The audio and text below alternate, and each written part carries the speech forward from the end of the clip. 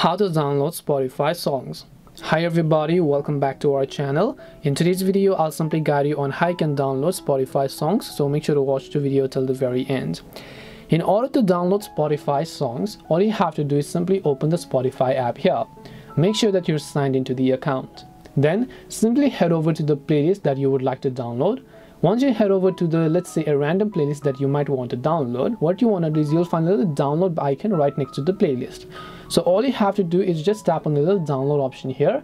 When you tap on the download option, your songs will get automatically downloaded. But the only problem with this type of method is that Spotify actually requires you to have a premium subscription in order for you to be able to download songs on their platform. So unless you have the premium, you will not be able to listen offline and without any features as well.